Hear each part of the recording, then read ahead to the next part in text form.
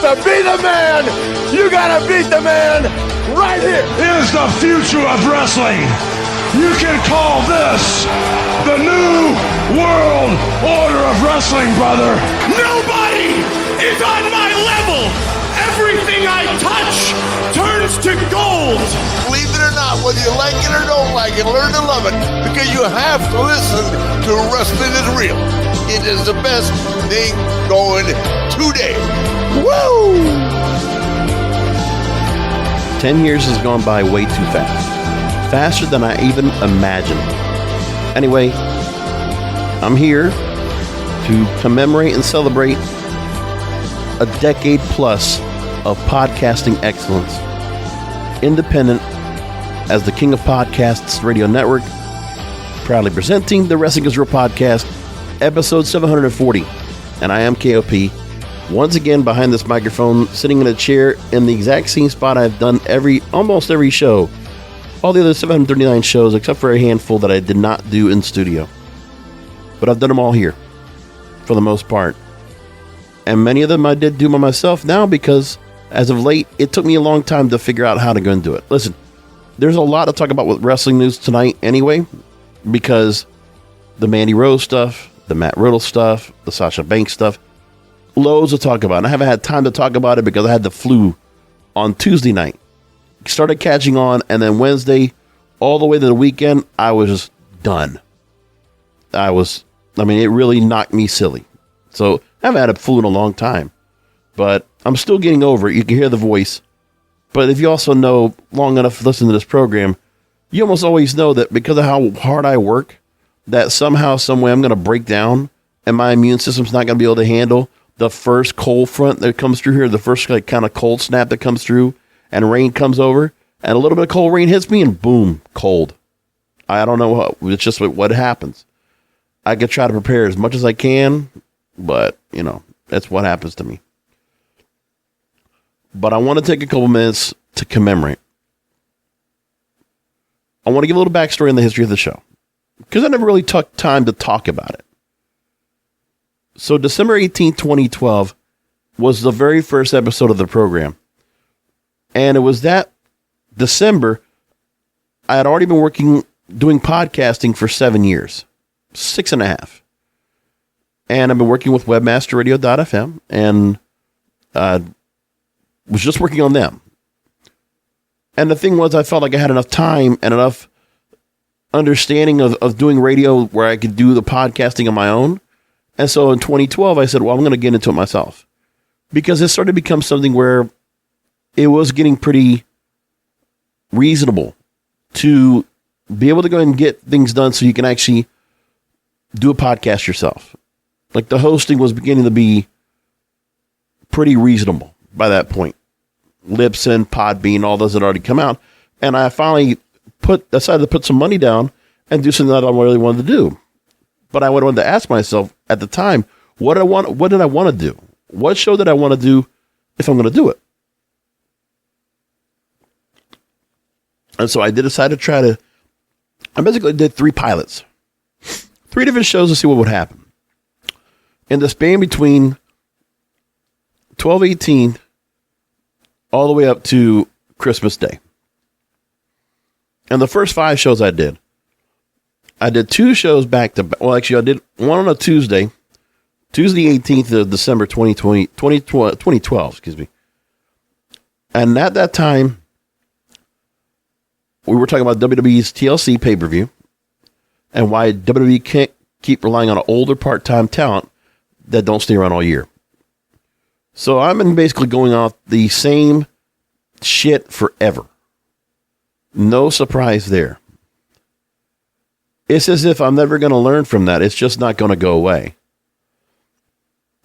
And then I did a show which was a show on like pop culture. That became more of the show that would eventually become the Broadcasters Podcast, which started off with a different name. And that started now 5 years ago, coming up in January. So, halfway through, I said, I'm going to do a second show. And then a couple years ago, before pandemic, I did a third. And I've had 3 shows now, with some changes in between.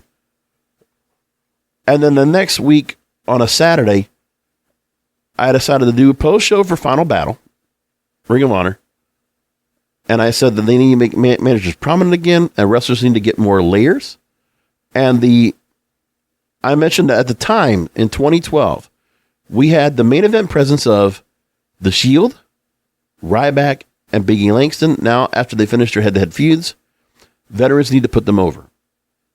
And then I also talked about that TNA at the time could do so much with storylines about the aces and eights. That's kind of a snapshot of where things were at the time. And remember what's happened in the last 10 years, significantly. We've had stars that came and went. When you think about it, there was a time in 10 years, CM Punk left, Bryan Danielson left, or he had to step down, and Edge had to step down from active wrestling, and then they all eventually came back and returned to the ring with great praise. In 2012, NWA wasn't even a prominent promotion. It was dormant. There was no word of anything going on with NWA until Billy Corgan kind of gave it some new life. But does anybody remember who the NWA champion in 2012 was? I couldn't tell you. Colt Cabana. Actually, at the exact time, yeah, it would have been Kahagas. And I'll tell you, I don't even know who Kahagas is. But before him was Adam Pearce, who was previously champion on one of his reigns of 2 that he had. 4 that he had. 5. God bless, man. Can't keep up. So yeah, that was what's going on there. And then on top of that, we had different promotions to worry about. MLW wasn't even back on yet. It was here for a couple of years, and it went away. And MLW hadn't even made the relaunch yet. Ring of Honor lucked out and found a new home to continue to thrive. And I think for a good while, Sinclair Broadcasting did a good job for them to keep them going. They did elevate more than what they did on Mark Cuban's network. Access TV was whatever it was called before, HDNet. Definitely took a step up. Production value got better. Was it great? No. But, I mean, at least this was a step up. And I think a step up now with Tony Khan. I want to see what the new TV show looks like. And how it stands out differently from the AEW programming. Global Force Wrestling was a thing. That's where Nick Aldis was. The former NWA champion. Global Force. When TNA was going where it was and Jeff Jarrett, I'm going to do my own thing, and pro wrestling is in a boom period in 2010, 2011. Wasn't that what he said? Lucha Underground, The Temple, Boyle Heights, Dario Cueto, and the amazing cast of characters in Lucha Underground, of which, how many do we know that are currently on the main roster of WWE, right? You got to keep in mind, too, that there are a lot of stars that you see right now currently that have come from that roster, or they have made it onto other rosters after all, when everything was said and done. And I never paid attention enough to go and realize how many people were out there that were really good, because it was quite a history at the time.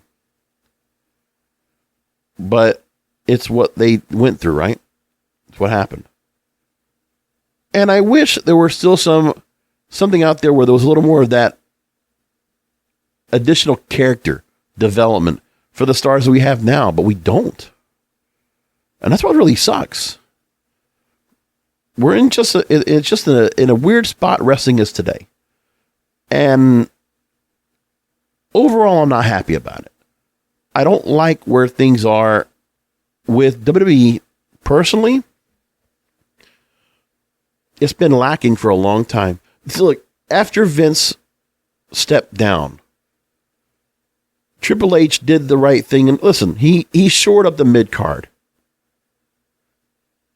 And you know what? I like to create the parallel, and I'm going to do it now because it's been about we're roughly 6 months into it. Maybe a little more. Look, we can say now he's basically about 5 months into this. But my thing is, I look at what's going on now, and Triple H's decision to basically, let's say in football or basketball or any sport, there's something to be said about coaches who are disciplinarians, hard asses, and they coach pretty tough, but they create a winning attitude, and they create stars. In football, Bill Belichick is one of those examples, right? That's an example of someone that's really doing well. But he's also able to pull the most out of those players that he has. When it comes to a player's coach, I guess today, Mike McDaniel coaching the Miami Dolphins is an example of a player's coach. Now, if he has a good team around him, and he does have them play pretty loosely and they perform well, that's one thing. But also, they're all ultimately going after a prize. Because those players are trying to play for something. There's an individual goal, a mission that they have. But we know there's been a case, especially in the last 10 years I'm doing this program. The work ethic. Not that there's not a work ethic out there. It's not like there's people that are not going out there and working. The question is, are they actually looking to do more for themselves? That's what I want to figure out. Ask yourself the question. Do you feel like some of the stars that Triple H has brought back from being released? There's a story that came out. Everybody, listen, and all I'm doing is basically repeating what other stories have been out there. And like I said, I will get to Mandy Rose, Matt Riddle, all that. I'll get to that. But one of the stories I want to pull up that I pulled in my stack here was where Triple H has now, there's word backstage he is severely underwhelmed. He did the greatest favor by having a bunch of stars that were in the NXT fold that were let go, released. Vince couldn't see the benefits to them. Triple H, since he came back, has doubled down. I like these people. Vince might have rejected them, but I'm not. Okay, for many wrestling fans out there, of course you're going to appreciate loyalty. Loyalty to the wrestlers. Sure. But for me, it just can't be loyalty. It's got to be loyalty because of the to the company, to the purpose of the brand. All these wrestlers out here working for that company, how many of them really understand how important it is what they are to this brand? How important the company is? How big a brand? Remember, they're at the pinnacle, the apex of where they can be in their career. This is the place where they can go as high as they can go, be as a big a star as they can. Hell, Liv Morgan talking about the fact that somebody asked her, does she have movie aspirations? She would have never had that chance to do the stint on Chucky or to even consider any movie roles if not for her time in WWE. For Sasha Banks, same thing. For Becky Lynch, same thing. You can't expect that all these people here, The Rock, at the end of the day, might be a little bit miffed because of the fact that Black Adam didn't perform as well. He had to kind of, took a little bit of a hit on his ego and his reputation on being that box office blockbuster actor, that action star that's still going to pull out great work and get paid well for it and make a lot of money. And if a movie he comes out with kind of comes short, well, that's bad. But it can very well happen. So Triple H made this point. Now, we're taking this from WrestleVotes. This is what we're learning. The rehiring wave have underperformed and severely underwhelmed Triple H since returning. And WrestleVotes tweeted, I'm told a handful of talent brought back in the rehiring wave of the summer have underperformed and severely underwhelmed Triple H and others since returning to the company. So for those names that have been brought back, it seems that they are not safe unless they improve the in-ring character work. The names that he's brought back in, it's great they actually added this into the mix in the story from WrestlingNews.co to really discuss what they're missing. You're looking at Karrion Kross. Now look, as much as anybody, him and Scarlett, that whole entrance was good in NXT. Have they used them correctly so far? I don't know now. But it's one of those things where you're trying to strike gold with him again. Like he had a great feud with Samoa Joe. And when he won the title and he had to get hurt, right? All that was going on. It sucks. But then here we are. And I don't know. Karrion Kross and Scarlett, all they have is a TikTok gimmick. Nothing else. Just that whole, the toll, pay the price. It's not much more. We need more development and depth. And there's just nothing there. And I feel like the Karrion Kross we're getting right now is watered down. It's not the full potential where he could be. You added Scarlett to the mix, and now Scarlett is just a foil. And that's all. I'm like, I don't like that. It's not good. So with that said, it's just not hitting. Now, I'm going to just say this off the bat. There are a number of stars that I can say, I never necessarily felt a lot for, and I'm sure there are super fans out there in that bubble of the WWE universe that are going to because of the fact it's Triple H in charge, for the fact that it's not Vince in charge, the benefit of the doubt is now very much in line. Is that going to be the same WrestleMania season? Which is, we're coming up on it now, a couple of weeks away. I want to figure that out. Do you really feel, do you understand? And I say this every year. We're going to see a point where a number of these stars you see right now that Triple H has brought back, how many of them are going to be intertwined in the storylines that will be integral to the WrestleMania build? Of these names right here, tell me, who do you think is in this? So we had Karrion Kross and Scarlett, Dexter Lumis. Am I right?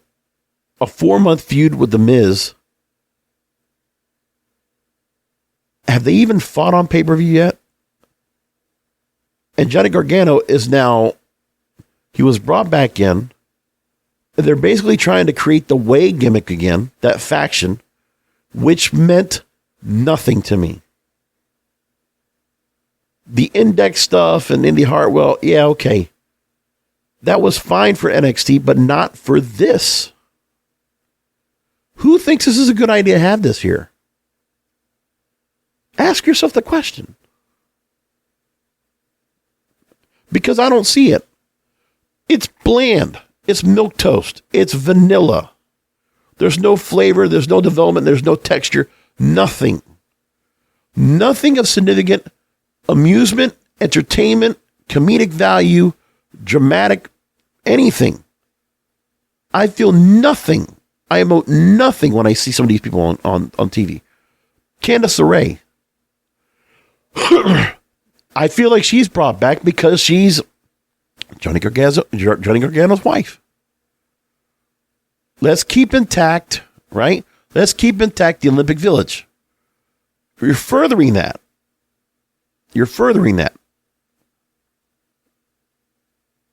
So when you look at Candice LeRae now back, Scarlett now back with Karrion Kross, seeing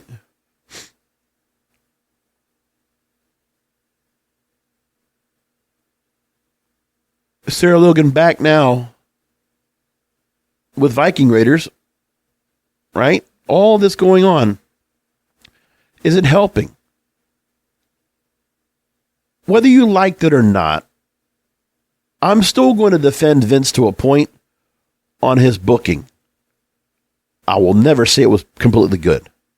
I will never say that. But man, when he did character development and he hit on something right, he hit on something right. I think he has to get a lot of the credit for the way that Roman Reigns was booked. Paul Heyman gets a lot of credit for that. Many others. I believe that. The whole Sami Zayn thing, yeah, same thing as well. I believe that all got set up before Triple H came in. I mean, the introduction of Kevin Owens into the storyline, that's another story. And now they're going to have what? Kevin Owens and John Cena together facing off against Bloodline. Okay, whatever. And that's the last SmackDown of the year. Now, of the other names on this list, Hit Row. Hit Row without Swerve Strickland. Meanwhile, Swerve Strickland is doing just fine. In AEW. He was doing well. They paired him up with Keith Lee.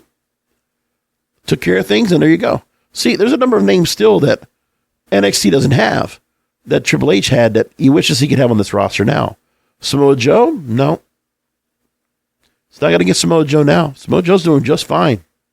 Holding double belts in AEW and Ring of Honor. Keith Lee's doing okay over there. Swerve Strickland's doing okay over there. Hit Row, I don't care what anybody says. Hit Row was an anchor for Swerve Strickland. The only talent. Now, BFAB, can we give her a different name? But, I mean, can we just give her something different? Because I'll admit, I think sometimes some of the female wrestlers, I don't know. I just feel like there's something where if a female wrestler looks a certain part, a certain stereotype comes to mind. That's all I'm going to say. Top Dollar, who struggled to go ahead and do a leap off.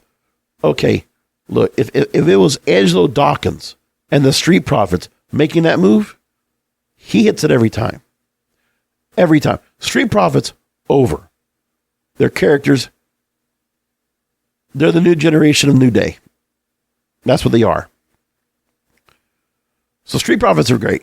There's no problem there. I just wish there was something more to them. I don't know why they never did the split, but they should have. But either which way, Hit Row, I think BFAB's the only person you could probably hold on to at all. I wouldn't keep her on that main roster. I'd put her back in NXT, continue to develop. And as for Shotzi Adonis and Top Dollar, release. WrestleMania, we need to see some releases. I don't know if that's the other thing. If Triple H signed them to, year-long contracts or something very short-term, that's fine. But they should not have come in with the thought process. They were going to come back in and they were going to get a chance to, okay, we're back in play. Triple H is going to take care of us. No. You need to take care of the company. You need to excel. If you're not trying to become the WWE champion going into WrestleMania in the main event, and that's not your goal, it shouldn't be there. I agree with that wholeheartedly. The other name's Good Brothers.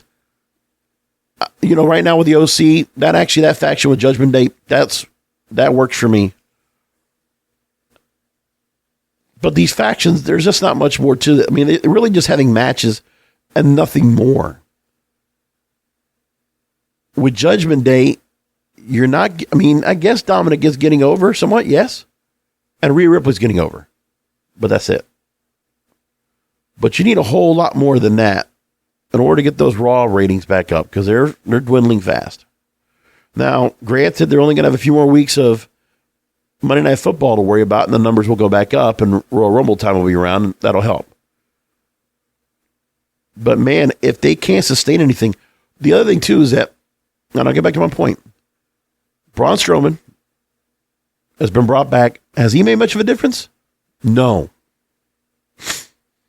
It's a guy that was already buried a bunch of times. There's no thought process that makes you think that Braun Strowman is going to get back to the top of anything. They still don't have an answer. When Roman Reigns eventually will have to go ahead and take back. Think about it. Is there going to be any chance that Roman Reigns anytime soon is going to drop either one of those belts to where we have 2 championships? Are we going to have that yet? No. WWE continues to handicap themselves by only having that one belt. They might as well not even have both. Why they have not merged them into one, I don't know. He still comes out with both belts. And what have they done instead? The U.S. title now, all of a sudden, has become the title to go after on Raw. Seth Rollins holds it. Is that necessarily any better? I don't know. So after Braun Strowman, you have Johnny Gargano. If he's not wrestling Adam Cole or Tommaso Ciampa, when have I seen him do anything outside of him? You know, if you put him on a Ring of Honor roster, an Impact roster, what makes him so special that he is at an upper echelon of WWE, right? It's because some of these NXT fans that now have kind of gotten a hold of what they want their vision of WWE is, right? Certain of my fellow podcasting, wrestling podcast brethren, right? Some of you out there, where I'm not going to name names, you want this to be a wrestling company. You don't get it. I've been at least humble enough in all my time as a wrestling fan to not undermine the reasons why WWE is where it is today. The focus of my program is not what these other programs were or have been or currently are today. I've always had the same goal in this program since day one. I'm always a fan of the underdogs. I'm always a fan of seeing the other companies come in and create competition. Because I was a fan, very much so, when we still had WCW and ECW. Those were heady days. What's going to make WWE ultimately change,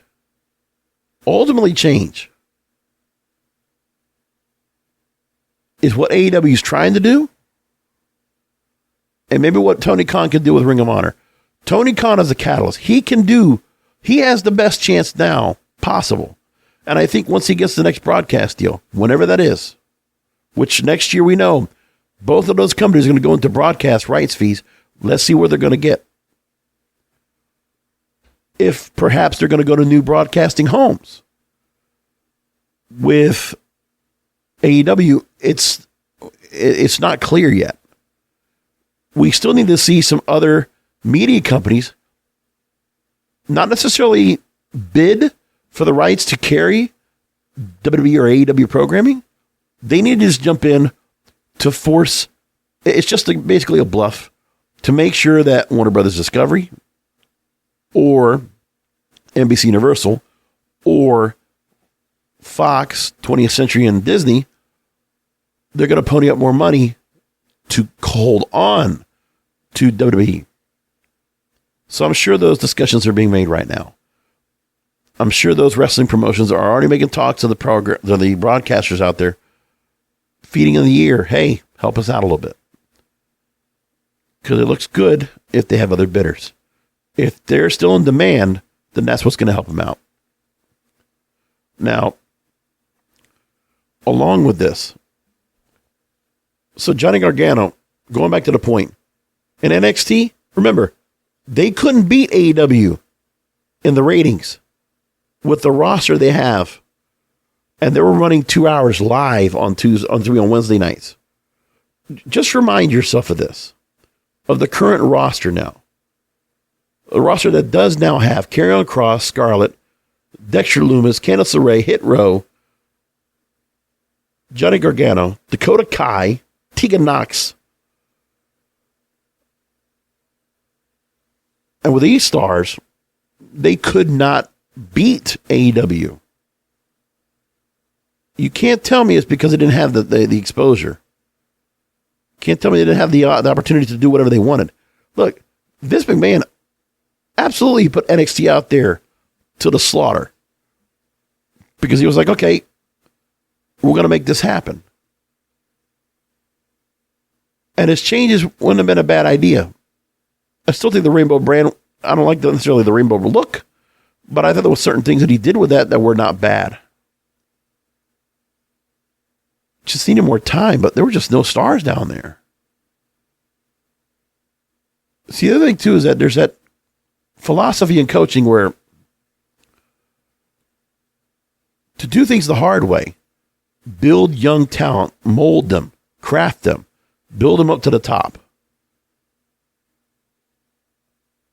In 2012, when I talked about back then, remember, look at the names I had mentioned already. The Shield, Ryback, Biggie Langston. They all came up from the developmental. By the way, before NXT. They were all Florida Championship Wrestling. And Florida Championship Wrestling crafted a bunch of stars that we still have today. Drew McIntyre, Sheamus, Dolph Ziggler. It's a whole lot. And right now, we're still trying to figure out what's going on. It's still a mess. And there still is no answer. But they had a chance back then. It's funny, that 10-year gap, there was a chance they actually had younger stars for the future. Well, unfortunately, Big E, he did get his chance at the world title. He held on to it. He didn't get a good dent on it. And I don't know. The title reign probably came a little bit too late. Plus, to keep him in the New Day form and not evolve him into a more serious babyface by that point hurt his character. And ultimately getting hurt and his neck and his head and all that going on is unfortunate. And now there's nothing we can do. We're still waiting to see if he's ever going to come back. But he'll come back to a big applause. I know that. Well, the Shield is still there. I mean, look, Roman Reigns, homegrown from the beginning. And after everything that happened, after everybody being pissed off for years that we were getting Roman Reigns shoved down our throats, do we shit on him now? No. Do we see anything wrong about the bloodline? Absolutely not. Pretty obvious. You see Chicago on Friday night, Allstate Arena. Everybody's praising bloodline. You put them out there like the damn NWO out there. That's the only thing that is really working on all cylinders. That is it. And by the way, that faction is better than any faction in any wrestling promotion right now. Just compared to who you had this year. Honor No More? Not even close. Inner Circle? No. Jericho Appreciation Society? No. Not at all. Not at all. So think about that too. It's crazy, but I mean, they have stars they're trying to build up. Sorry, Theory is now U.S. champion. Why did I say Seth Rollins? He was, but, I forget. And they've done changes to Theory. Made him more of a brooding, ruthless aggression kind of character. And they stopped with the selfies, which actually was working for him. They stopped doing that. Why? You took away the one thing that was part of his gimmick that actually stood out for him. Now he's just like every other guy. And if there's anything that was part of a gimmick, they also like to get rid of it. Alexa Bliss, okay, yeah, you don't like the doll? All right. So they changed her back to where she was. But she's not the goddess anymore. I don't even know what she is. She's just like this. She just returned back into some version of the character she was. Becky Lynch is back to where she was now. She's not the, with the goofy dressing, the clothes and all, and this kind of thing. Now she's just a regular, which is fine. It works for her, but she's such a big star, it doesn't matter. Asuka now, they got rid of the Great Muta stuff, but kept the Mist. I mean, sure, but I'm just saying. They want to, Triple H wants to create stars that are more naturally noticeable. No gimmicks, nothing fictitious, none of that. Grounded in real life. I don't know if that's necessarily good. And I don't know if I like it either, but this is what he wants. I gave him time, but I'm starting to disagree with some of the things he's doing. Because the mid-cards, some of those mid-carders are not going to get any better. They're not going to change much by now. Nothing's going to happen.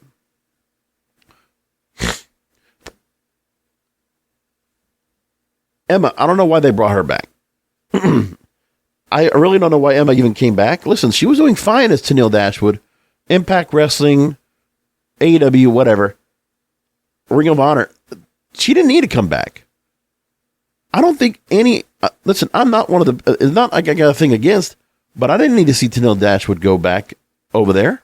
No, not at all. She's not even the Emma that was before. She's not even one with a dance. There's no gimmick to her. It's just everyday creator wrestler. There's nothing to them. Nothing special, nothing unique, no one-dimensional. All of them. What happened to the thing where you had certain stars, you just could say like 4 or 5 different things you know about them? And everybody can recognize. Somebody's got a catchphrase. Somebody's got their move. Somebody's got their whatever they say. Nothing. There are no components of some of these stars that have anything. So the fact that they're severely underwhelming to Triple H, is he going to cut them? And if he does, who's he going to replace him with? Ask yourself the question. Because I don't see it. I'd love to find out, but I don't see it yet.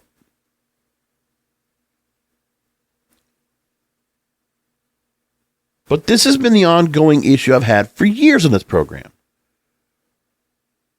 And I'm going to just say it like this. Okay?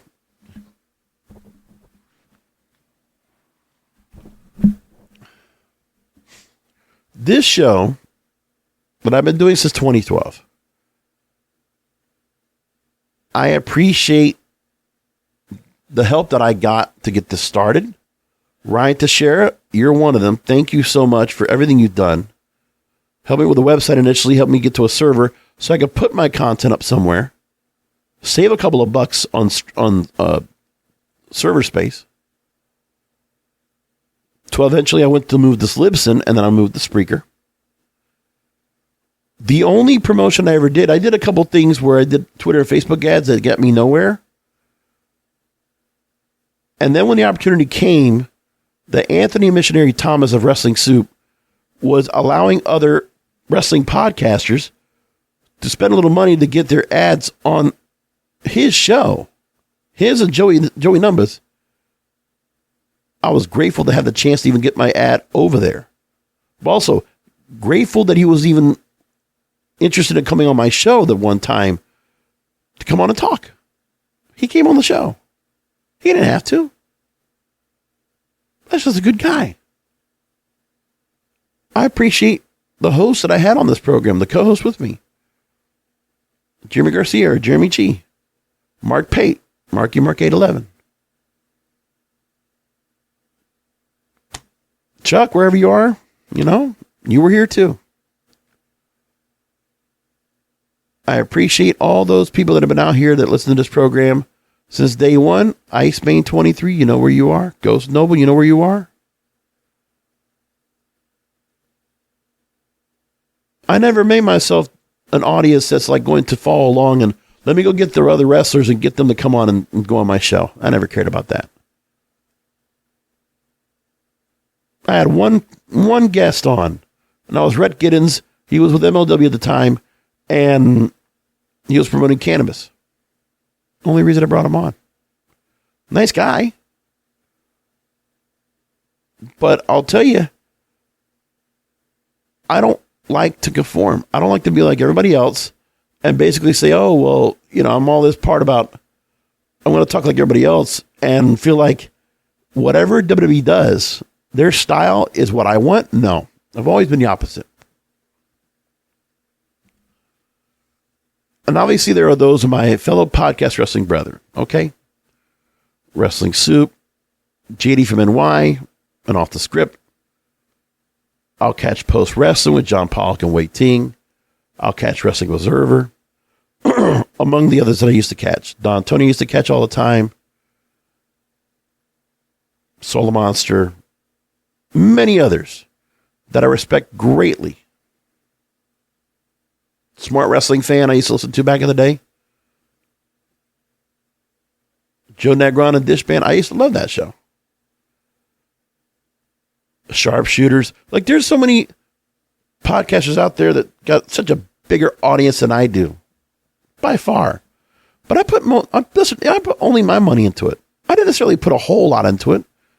Part of the thing with this program was for me to go ahead and learn podcasting to a more intimate, deeper level.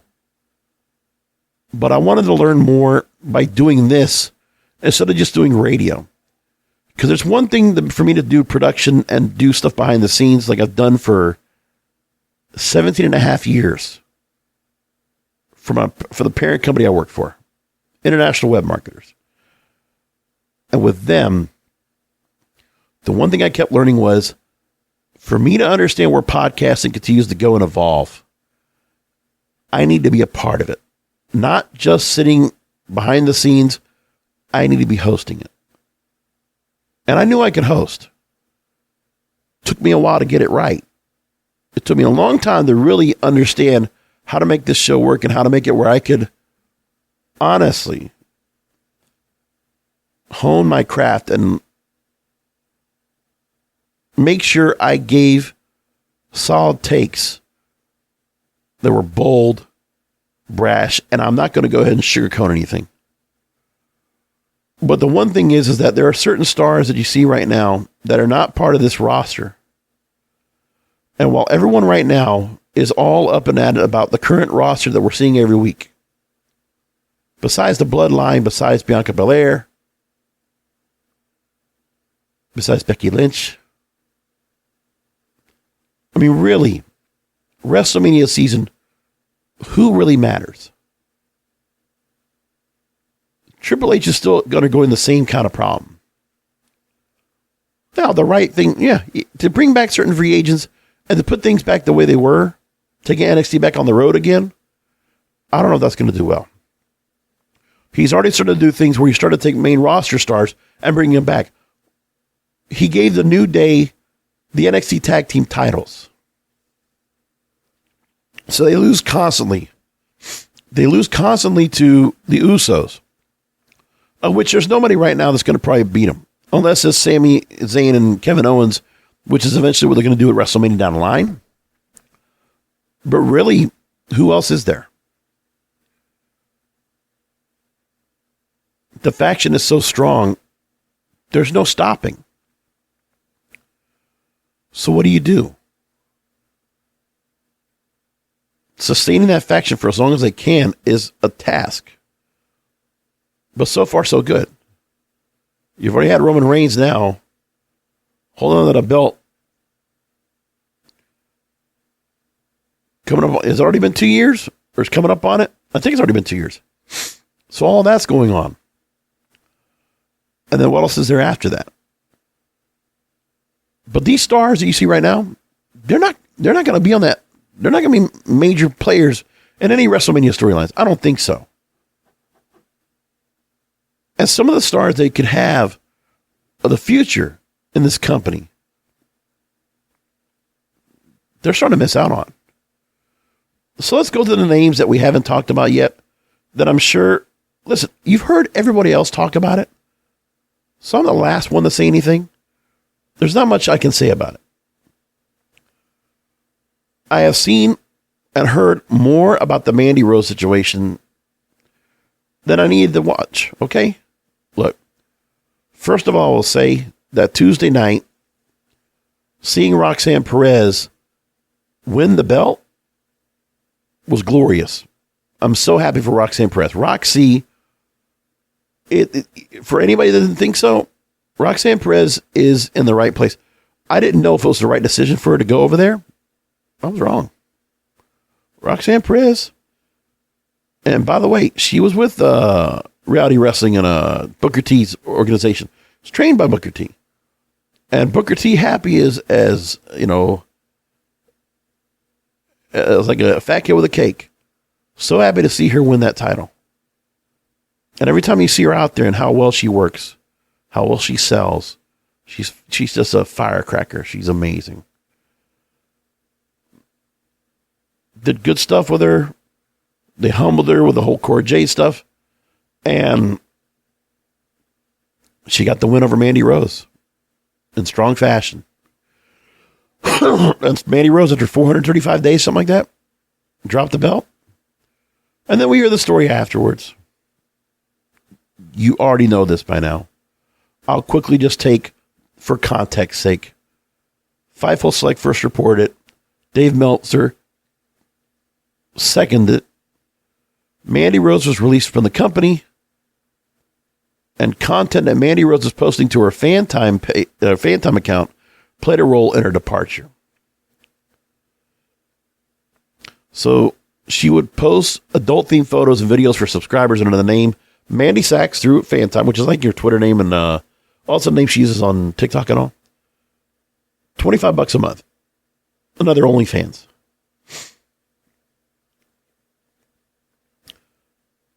She's been with the company since 2015, was in the 6th season of Tough Enough. Main roster debut in 2017 as part of the Absolution faction with Saraya or Paige and Sonya Deville. And then they pulled her back summer 2021, back to NXT. And then later that year, along with Toxic Attraction, won the women's title at Halloween Havoc. But the plan still was supposed to be that Roxanne Perez would win the belt over Mandy Rose. But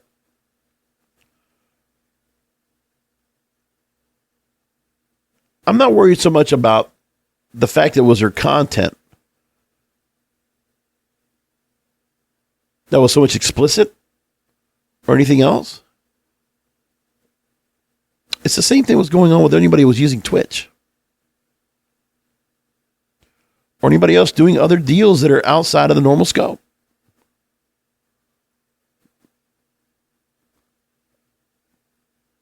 Everybody keeps talking about Mandy Rose shouldn't have had to happen to her. Okay, sure. But does anyone at all, do any of you have a seat or access to the building in Stanford, Titan Towers? Do any of you know what's in the damn contract? In the standard WWE independent contractors agreement?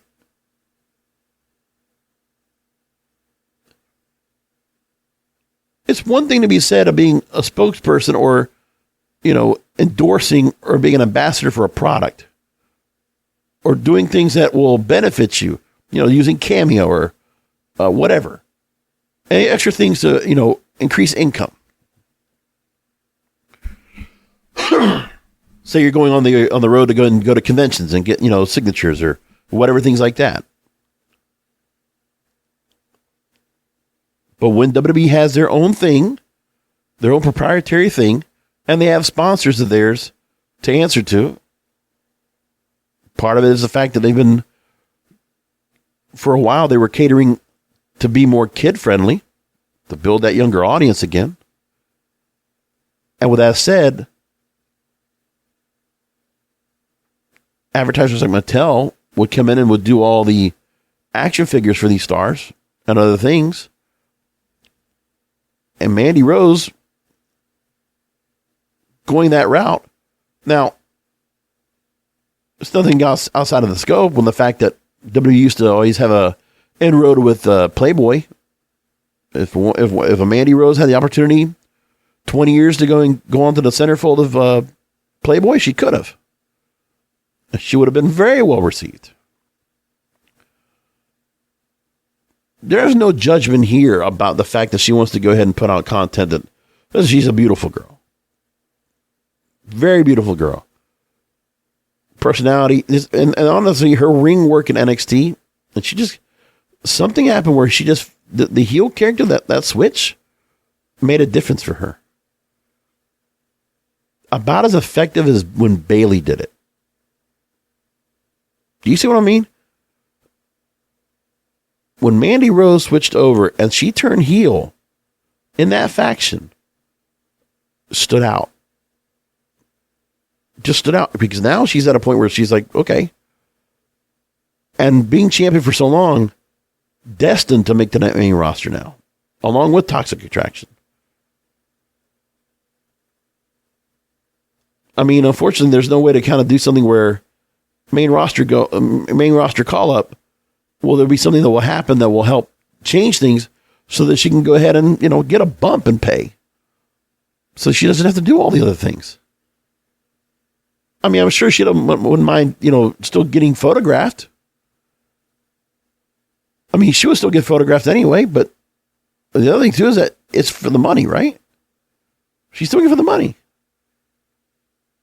And unless there's something else in that contract that other people know on Wrestling Talk or Wrestle Talk or my fellow podcast wrestling brethren, they know something on the contracts that I don't. I imagine there's some kind of a clause in there, not about morals, not about ethics. It's more about where the name and likeness are being used. Okay, because no matter what, as far as I know, I mean, sure, she's using a different name on here, but she still is more or less the name and likeness of her persona in WWE. And that's what it is. It's one thing to be said when she was doing her fitness modeling and she was getting, these supplements or other things to endorse. But this other thing, there must be something there where it doesn't gel with the direction of the company. You're talking to a corporation, man. There is no flexibility. You follow their contract or you don't. Now, if there's a lucrative point to her keeping the fan time account and she can work somewhere else, she doesn't go to AEW. No, I want her to go to Impact. Don't judge me on this. Don't judge me. I have said this for years. You want to have a wrestler that's going to go, a women's wrestler is going to go to work? Go to Impact. How many stars have we seen coming out of Impact that are so damn good? The Knockouts division is always consistently good. Consistently good. And so I just think you got to keep that in mind that if Mandy does get picked up, somebody will pick her up.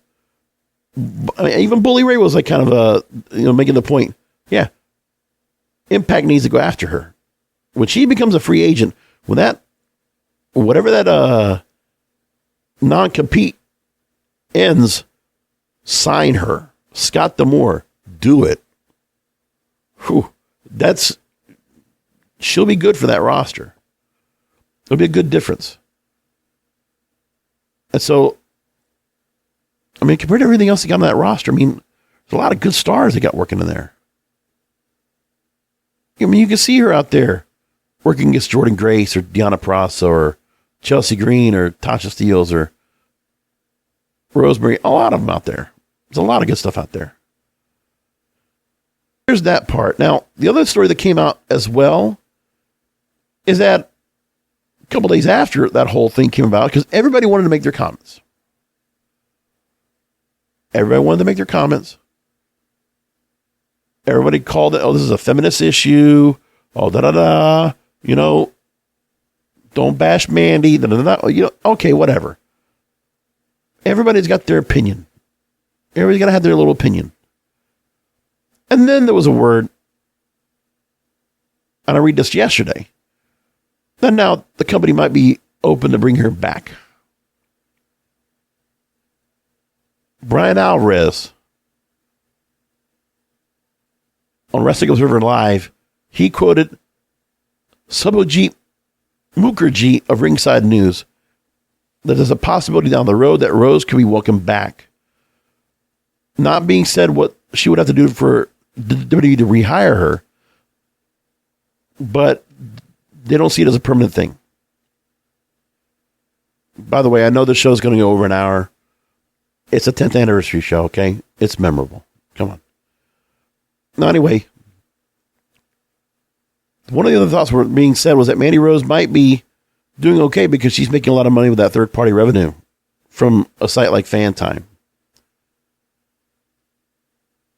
There's no confirmation to that, but that's what most were talked about. So I don't know what's going to happen with her, but I mean, what is the actual story in all of this is that her time, the 18 months she spent basically in NXT, she ultimately turned into the star that we all wanted her to be. She's now a big star. She's ready for that main roster. Like the NXT, when done right, can develop stars. And Mandy Rose finally got developed into a star. And not even so much the development, because she was already, you know, more or less wrestling, but they turned her into something now where she's much different. Now she's not just a pretty face. She's a good worker with a great gimmick. She has presence. She commands attention. She's a draw. Because she is now. I think Toxic Attraction probably helped quite a bit on how some of the ratings went for that company on NXT now on Tuesday nights. I think I think she contributes a lot to that. So it's unfortunate. But somebody else is going to benefit off of her. That's if she wants to continue to wrestle. I would hope she does. Because, I mean, she doesn't have to always continue to do this content. She could keep working whatever schedule she wants and do the content. But the freedom to be independent content creator probably sounds very appealing, I would imagine, regardless of what the content is. Because I could care less if she was naked or she was doing whatever she wanted. Her body, her choice. She can do what she wants. But the corporation is the corporation. No one likes how way things are handled. It probably wasn't even Triple H's decision. Probably might have been somebody under Nick Khan's fold that probably made this decision to say, hey, Triple H, we came across this. You and Sean, you need to figure this out. And that's where it comes from. That's it. Now, the other thing that's been very disturbing, I'm not sure what to think about it. But we've heard this for a couple days now about Matt Riddle. As far as I know, I don't think we've gotten anything else about this since. I'm just going to take the most current story that I got real quick.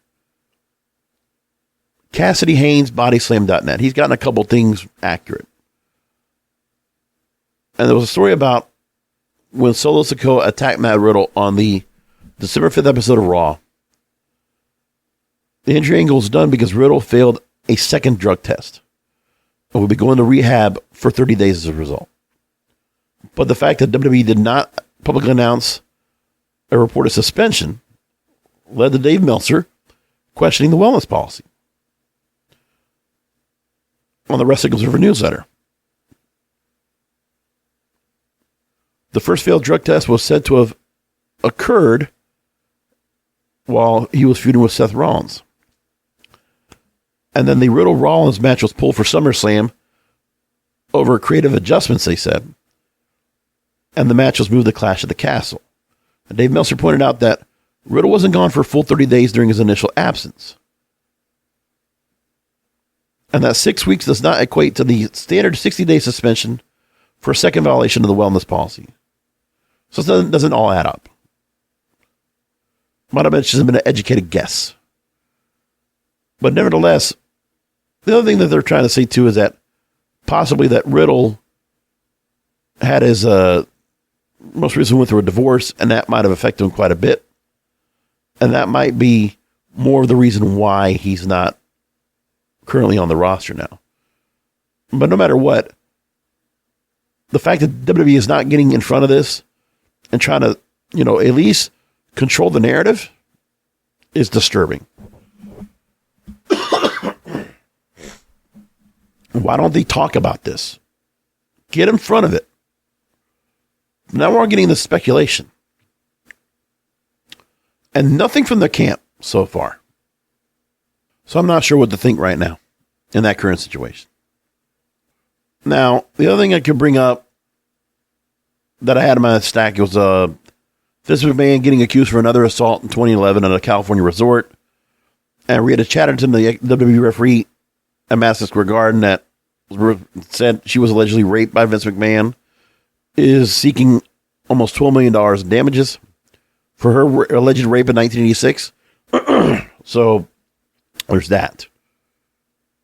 And so I'm sure the same guys from Wall Street Journal continue to go after him because he's not in jail or something else. But there's been nothing else happen to the company so far. I've heard much else after that.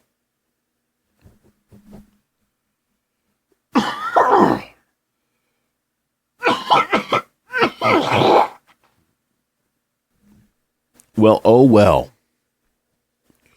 That's going to be it for the show tonight. That's it. The 10th anniversary. I made my thanks. And for those of you that might have actually listened to all 740 episodes, including this one, God bless you. Thank you for being there for me. I never even hear close to what, I would love to hear in terms of feedback from all of you. But I know there's listeners that have been out there for a long time that have listened in. And I just want to tell you I'm grateful. Thank you for sitting around and listening to me. I'm not here to make money off of all of you. If I make any money, it's off of ad revenue because the platforms allow me. I stopped putting advertisements in here because, not advertisements, but I stopped putting in all the things when it comes to, trying to get the affiliate programs on all this stuff. Let me go and push something else for like Cheap Air or whatever these other places that never made any money off of that anyway. It's fine. Like I'm doing okay with it. And I'm still very much happy doing the show. And so I'm grateful to all of you. For 10 years, I'm going to just tell you, the show doesn't stop. And as I close out every show, since day one, and you know why?